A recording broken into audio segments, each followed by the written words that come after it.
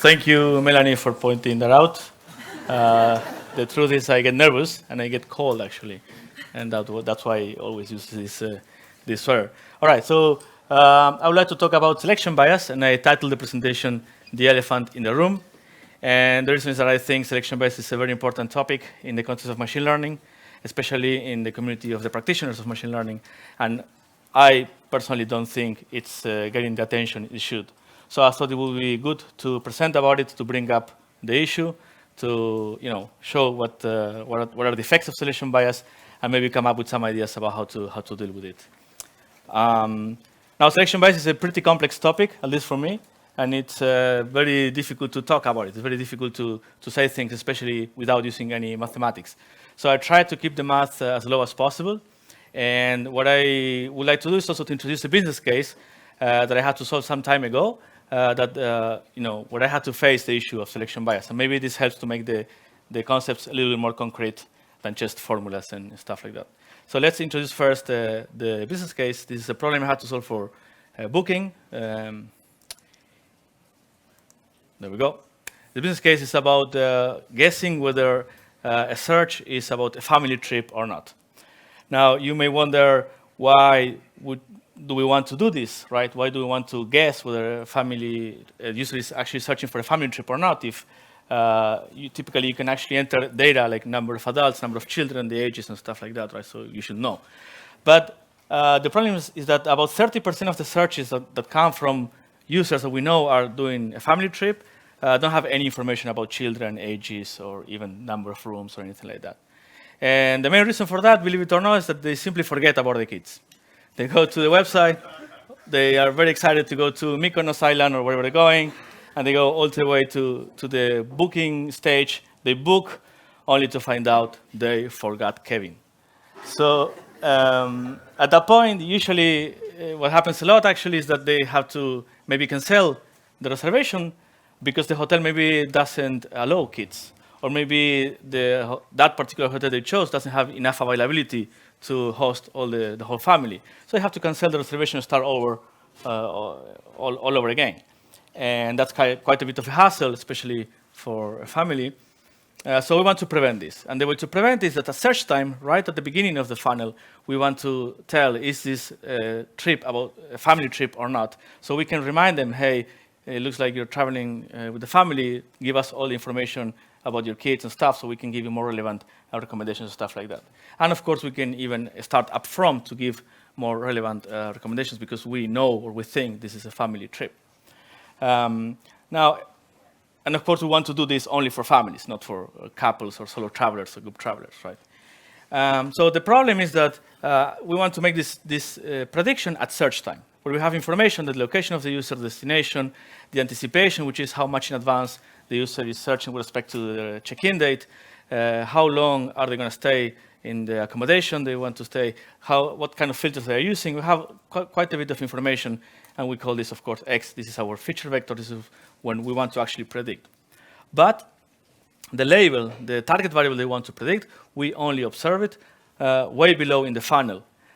For users that search, book, stay, some users may cancel and never stay in the hotel, although they did book it.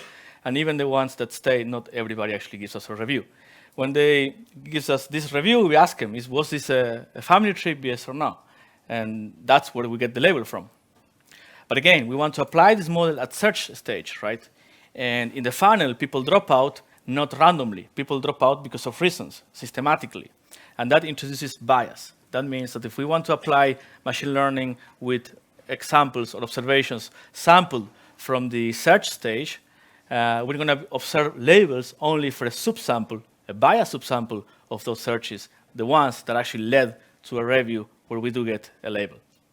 So this is an example of selection bias, and it's a typical example that we see a lot for example, in Booking.com, and it's also a typical example of a non-IID setup, because if I train my model with samples from the review stage only, where I don't only have labels, then the distribution from where I get the labels is very different from the distribution where I actually going to apply the machine learning algorithm, which is again in the search stage.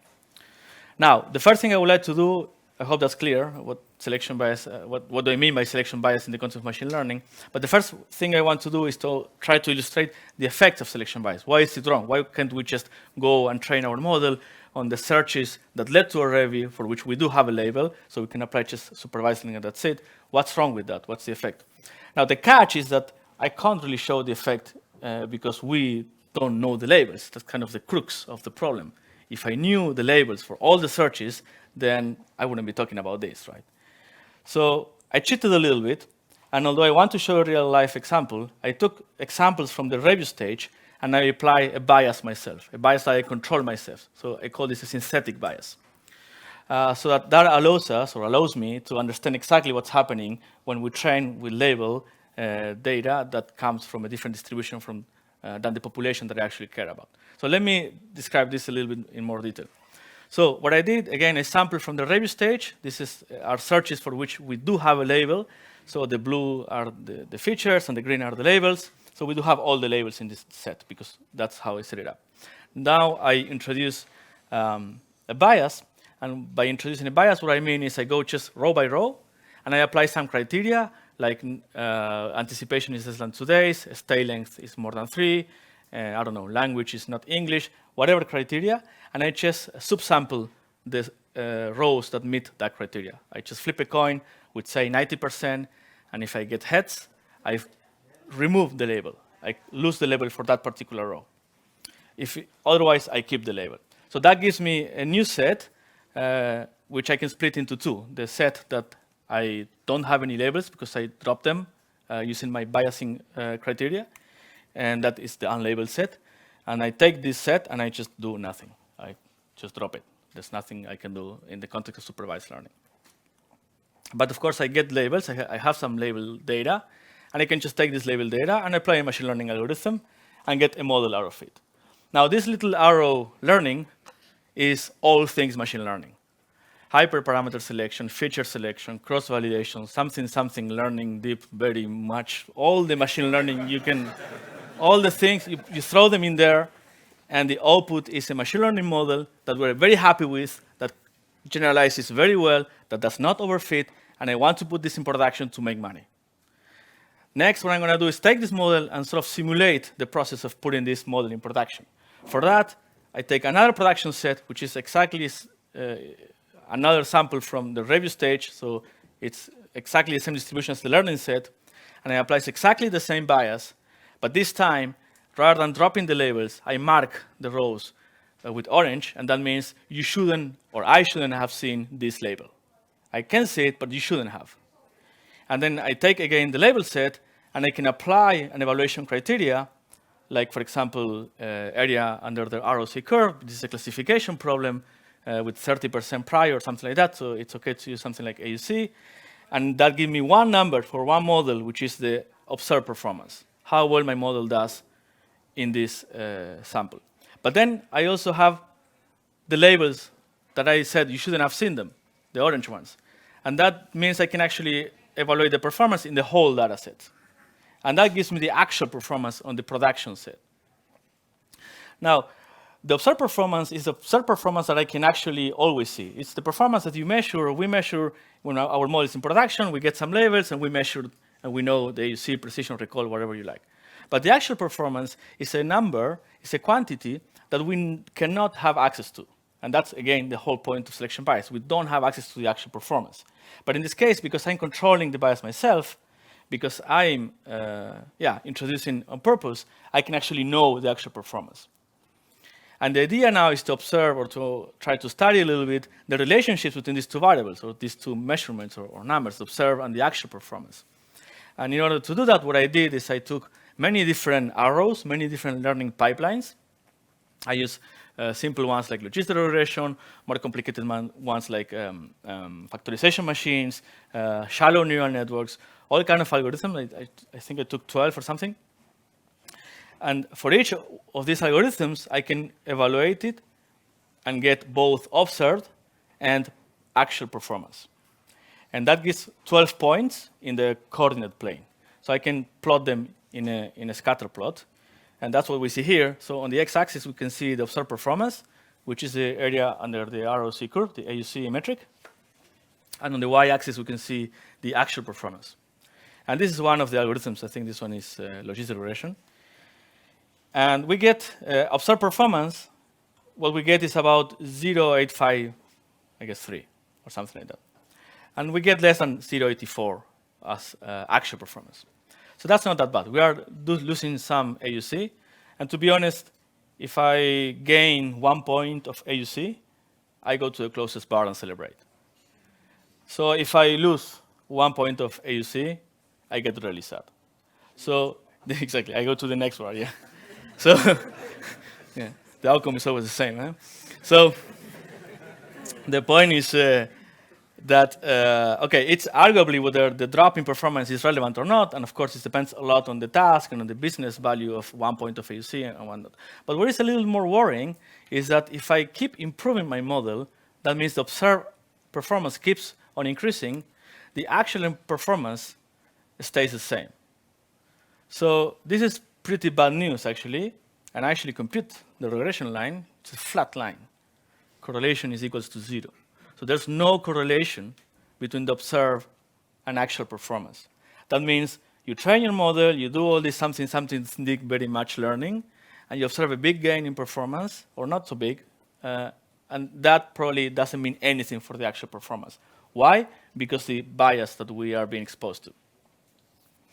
So I was a bit surprised by this. So I was expecting to see lower performance on the actual than observed, but I wasn't expecting to see such a big lack of correlation. So I decided to dig a little bit deeper into this and try to understand why do we see so big lack of correlation between the observed and actual performance. And when I need to debug, or when I have to debug a machine learning algorithm, one of the tools I like to use the most is the bias and variance trade-off. And I hope in this room we have people very much familiar with the idea of bias and variance trade-off, because it's going to be one of the things that we're going to talk quite a little bit. If you don't worry, the conclusions are super simple.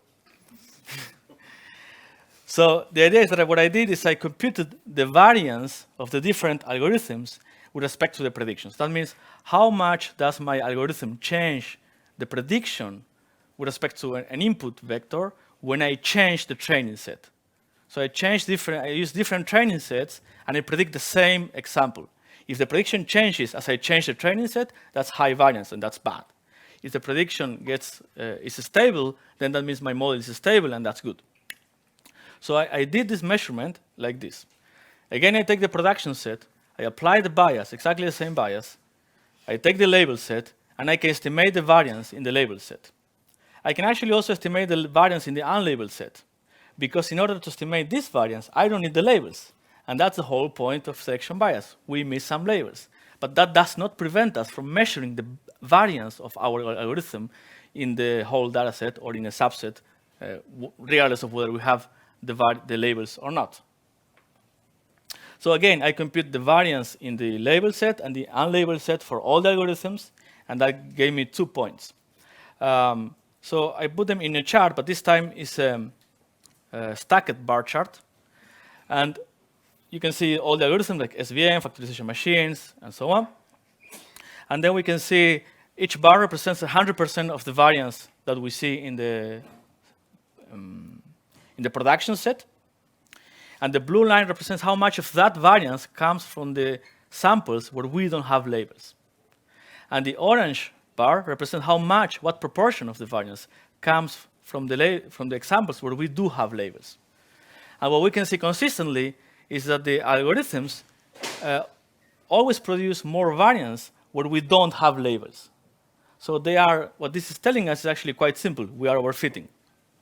We are overfitting our ground truth. So we can generalize very well as long as we are in the feature space, in the region of the feature space where we do have labels. But as soon as we move our algorithm to a region of the feature space where we usually don't have labels, the variance starts to kick in and really affects both performance and the correlation of the observed and the actual performance.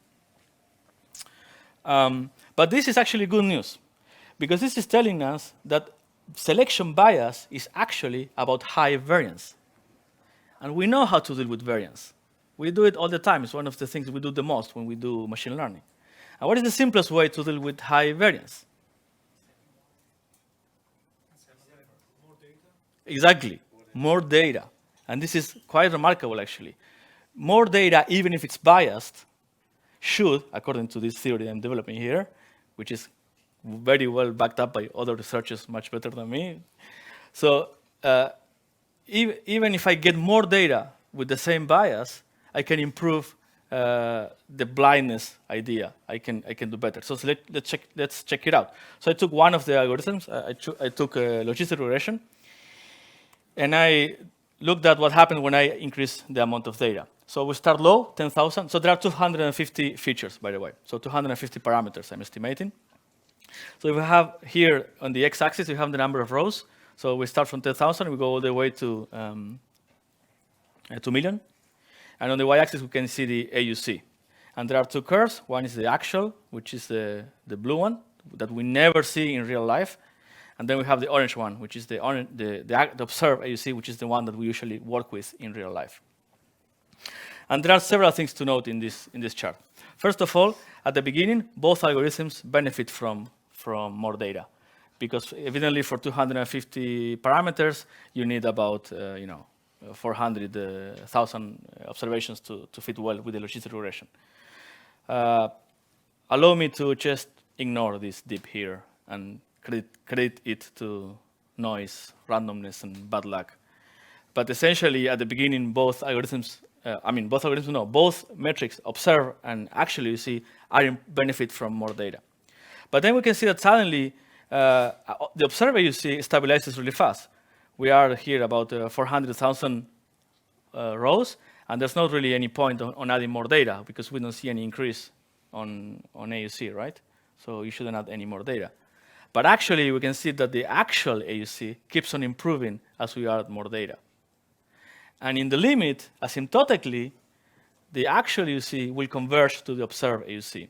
And this is exactly what we want, that what we measure and we observe is representative of what actually happens. For completeness, I also computed the variance of the whole algorithm in the same sense as before, which is this yellow line, and we can see steadily goes down. In the whole population sample, the variance goes down, of course, because I added more data. But the takeaway is that by adding more data, we can alleviate the effects of selection bias. And in the asymptotic limit, we can actually completely kill the effects of selection bias. Of course, this is true under some restrictions. I really don't have time to go in depth into that, but let me say really quickly that this is because the selection bias I'm introducing depends only on the input vector, on the features, and it doesn't depend on the target variable. All right. So, yeah, I think that's all for this part. Let me just do a brief summary. First of all, I have bad news. Selection bias makes us blind about the performance of our models. So if you see improvements, you shouldn't trust them in the context of selection bias. And the reason is that it produces high variance in the region of the feature space where we miss labels, where we are lacking the labels. But luckily, I have good news also. Just adding data from the same distribution that you sample your normal data with the bias alleviates the effect of selection bias. And actually, we can come up with a criteria, right? Because if you look at this chart again, if you say, how much data do I need, you would say something like 400,000. But then you would miss quite a bit of AUC that you can get in the actual production system. So how do you know when to stop? Well, you can actually go and measure the variance of your algorithm, and if the variance stops decreasing, or it doesn't decrease any more significantly, then there's not much to gain out of more data, and you can stop adding data right there. Good. So next sort of section of this talk is to bring in a little bit of formalism. This is what I call the propensity spectrum. And in this diagram, what you can see is kind of a schema or a diagram of the data that we have. Now, usually, you probably recognize X and Y. X is our feature vector, is our input. Y is our target variable, is our label. And in the literature, we'll find that researchers introduce this variable called S. And this represents a sample from the actual population I care about. So in our example, this is a sample from the search stage. So I do observe labels only for the subset. So researchers introduce variable S, which is 1 when I do have a label for a particular example, and is 0 otherwise. So that they call it S because it means it's whether the row or the example is selected as part of our training set. And now, depending on the relationships of these three variables, X, Y, and S, we find different scenarios. And one that is very interesting, we just saw it, which is the one here, where X, of course, is correlated, or X allows us to predict Y, because that's what we want, right? That's what we're building. So we're going to always find X that tries to predict Y. But if X also predicts S very well, then we fall into the scenario that I just described. So the reason why we were seeing this blindness, this lack of correlation, and this drop in accuracy is because X is very good at predicting whether the user gave us the label or not, whether the user made a review or not. On the other extreme of the spectrum, S is completely independent of both X and Y. And when that's the case, we can just ignore the problem, because actually there's no problem. If S, the selection criteria, is independent of both X and Y, it's just a random sample from the population. And yes, we get less data, so out of all the people that do searches, if we get random subsample that gives us labels, we get less data than we want maybe, but it's still a random sample, so we can just go ahead, do the machine learning we want, and everything will be fine. There will be correlation and, between the observed and the actual accuracy, so we are in the no selection bias case. Now the question is, what happens in the middle, right? This is not binary. It's not like variables depend, determine, one variable doesn't determine or not the other. Variables have a strength of dependency. So that introduces sort of a spectrum where X may correlate to S with more or less strength.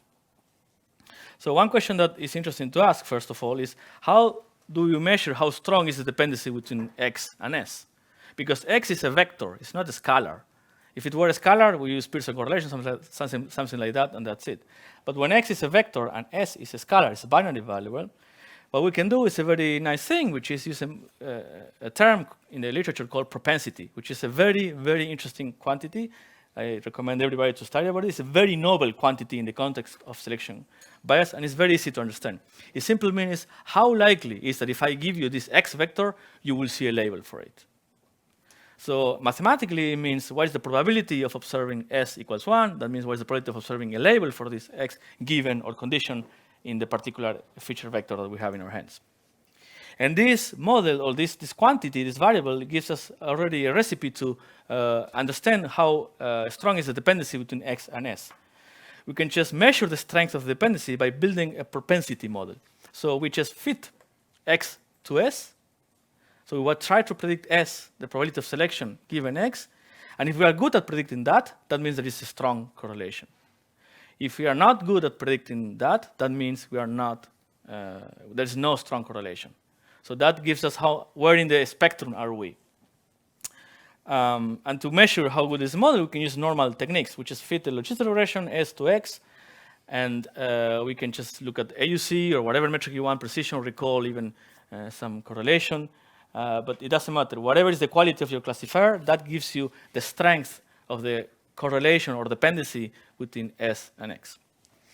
So now we know how to measure dependency or strength of dependency between S and X. We can look at what happens with the selection bias, what happens to the blindness when we vary the strength of the dependency between S and X. So this is the first chart I showed, where we can see no correlation at all between the observed and the actual performance. And we can see that we can predict perfectly the selection process because the variables I'm using to do the selection process are all included in my feature vector X. So that's why when I build a model to predict S as a function of X, we can see AUC is 0.999. It's very easy to predict this because all the variables are there. And we get no correlation. Now, if I remove one of the variables from my feature vector, we can see that the AUC goes down to 0.65. So that means we no longer can predict that well. It's slightly better than random. Remember, AUC is 0.5 for a random assignment. So we can predict with AUC 0.65, but now we recover a bit of correlation with the observed and the actual performance, which means now if we see an improvement, then it's quite likely that it's an actual improvement. And that happened because I removed one of the variables that I used to introduce the bias. I know this. I can remove another one, and now we have AUC equals 0.76. So it's not that bad, but it's also not good. So the strength of the correlation between S and X is kind of strong, but not that much. And we can see that we have a correlation now between observed and actual performance. It's not zero, this is significant, but it's not that high. It's not that strong. So this suggests, so first of all, I hope this shows that the effects of selection bias depend a lot on how much your X can predict the selection process. And that we can measure. So if you are in a situation where you can predict very well whether you're going to get the label or not, then that means you are very much exposed to selection bias. If you're in a situation where you cannot predict well whether someone will give you a label or not, then you're not that exposed to selection bias. And the interesting thing is that the feature vector, we control it. We decide what is X, because we want to find X to predict Y. So we can actually introduce a feature selection criteria, which says the following. To predict Y, let's use features that do not predict S. And if we do this, as much as we can, then we can sort of bypass the effects of selection bias. We can get less blind. The observed accuracy or performance will be more correlated to the actual performance. And also we may see gains in actual performance for real. So how do you do this? Well, again, you build your propensity model. The propensity model, remember, is a model that fits X with S. So you predict how likely is that you see a label given your feature vector. So you have all your candidate features there. And then you rank them by feature importance. And you take the top 10, for example, that are very good at predicting the selection process. And you don't use them to build your actual model. You don't use those features to predict your Y. So I did that. And here are the results. Again, in the x-axis, you can see the same number of examples. And the blue line is the observed performance. The orange line is the one I showed before, the actual performance. And the green line, I removed only one of the features here, which is anticipation. And the green line is the performance I get when I don't use this feature that is very good at predicting the selection, but it's actually not so good at prediction Y. So when we find this type of features that are very good at predicting S, but not so good at predicting Y, we should kill them. The hard part is when we find features that are both good at predicting S and Y. That's, yeah, we can discuss over beers later. But in this case, by removing this feature, which by the way is not part of the features I use for introducing the selection bias, this is found blindly. I just say, okay, let's sort by importance, remove one, see what happens, and you can already see that the whole curve goes up, becomes the green line. So the actual performance is better. Now the interesting thing also is that the observed performance is about the same. It's actually a little bit lower because when I removed the feature, I actually lost a little bit of AUC. Yeah, I think we're wrapping up. Summary, good news again. We can quantify how much the selection bias affects our learning algorithm. So if we are in a selection bias context, we shouldn't panic. First of all, evaluate how much of a problem it is. And one way of doing that is to build a propensity model, which is quite easy to build, and evaluate its performance. If performance is high, we are blind. If performance is low, we're probably okay. The second good news is that we can always transform bad scenarios in better scenarios. If X is very good at predicting S, then make it bad. How? Remove features. That's it. We can use propensity-based features, selection, to alleviate this. Of course, the bad news are that transforming a bad scenario into a good scenario can actually cost performance, because if you remove features from your model, you may end up hurting it. And this is a kind of a very interesting trade-off that we're making here. Kind of resembles the Heisenberg principle, if there are any physicists in the room. Because if you want the best model, then you won't see it, because you are using so many features, you're probably predicting very well S, so the correlation with the observed and actual performance is low. Now, if you want to see and to have a high likelihood of an actual improvement, when you see an improvement, then you have to pay for that with quality of your actual model. So it's kind of a twisted trade-off that we need to learn to make.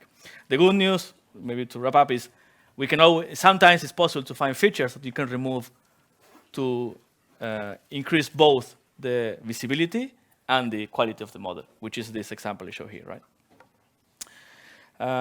Yeah, just one thought to finish. More good news.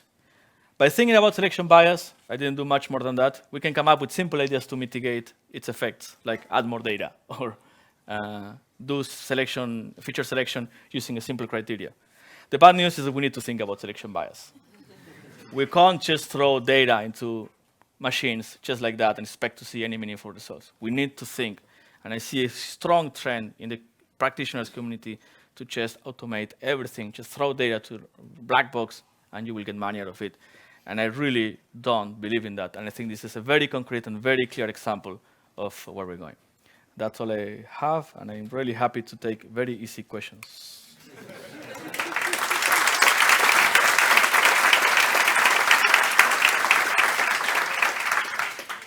So easy or difficult questions? Hi, thank you for the talk. So the solution to the selection bias is just adding more data, as you put it? No, it's to think. Yeah. No, seriously. What I mean is that your question, sorry? Yeah, my question was, in the shortage of data, is there a better way? Yes, of course. I mean, so data will alleviate the situation. And under a very specific case when the selection bias only depends on the feature vector. So if your selection bias depends on the outcome of your process, for example, in surveys, happy people is more likely to give you a review than if you want to predict happiness, then your selection bias actually depends on the thing you want to predict. In that case, nothing I said is valid. Nothing. I assumed throughout the presentation that Y and S are completely independent. Even when that's true, data will only alleviate the issue. It won't really solve it. When you don't have more data, well, I suggest you look into how to get more data. Because sometimes you can generate more data. You can apply synthetic examples. You can introduce some noise. There are ways in which you can come up with more data. And of course, there are ways, and one that is very popular that I didn't manage to fit in the time is the inverse propensity weighting. It's one of the most popular ways in which you use the propensity model to, what's happening here, sorry. You use the propensity model to sample weight your rows. So very much like in this idea where you your weight, you don't pay attention to features that are very good at predicting the selection, you don't look at rows that are very likely to have a label. That's a technique that you can use that does not depend. Also feature selection, right? I mean, this is one of them. So those are the ones I would recommend to look. Inverse propensity weighting is the name of it. Okay. So I have two questions. Could you move to some graph, the actual and the observed? This, yeah. I found interesting thing, like the x and y axis don't start from the same value, 0.7 and 0.852. Are you going to make some, visual bias here? I mean, if like you see, the y-axis starts from 0.7, and x-axis starts from 0.852. Yeah, I understand that. They are not the same value. So what's the, usually, we... I can just put this, I just can move this here and nothing will change, right? I mean, this is just a visualization. I didn't use the visualization to compute anything, right? The correlation is zero, regardless how you plot it, right? Yeah, I understand. Visually, so in theory, there's no difference, but visually, there's a difference. For example, if I want to, there are statistics can lie. You may I agree. Yeah, that's this. exactly what I'm saying. Yeah, and also, okay, so let's move forward. So about R, I want to know if R describes the linear dependency between two variables or also non-linear dependency. Yeah, okay. I should have said that I was expecting a linear dependency. That's true. It's probably non-linear. But I think the chart is quite strong. You know, you see an improvement of maybe 1 or 2 points in the third digit of the actual AUC, which is usually quite okay for these ranges, 0, 8. And then you see suddenly a drop of 10 points of AUC. So that's not something you were expecting. You know, I can completely remove the square R, and I can make the same argument anyway. I would expect quite something more like this, right? Okay, so I understand that you want to make the difference significant, so we can observe it more clearly. But for me, Yeah. I Okay. Yeah. I would yeah. like, you know. Okay. Okay. Also, you said to eliminate the variance, we should get more data. Yeah, that's You know, one way. getting more data is always true. You know, like, but it's costly. And did you consider to apply some ensemble strategy like to? Yeah, I illustrated the idea of data. To whatever you can do to reduce the variance will probably help. The thing is that data is the more noble one, the most noble one, because it's hardly data will hurt in any way. Any other technique that you introduce to reduce the variance, you have to trade off with bias, with the other bias, not selection bias. You know, so that's why I chose to illustrate the idea that reducing variance can help to alleviate bias with data, because it's the easiest one. Probably other techniques to reduce variance will also help, provided they don't also increase the bias too much. But that is something to be seen. Yeah, unfortunately, we don't have more time for more questions, but I'm sure Lucas will be around for further questions.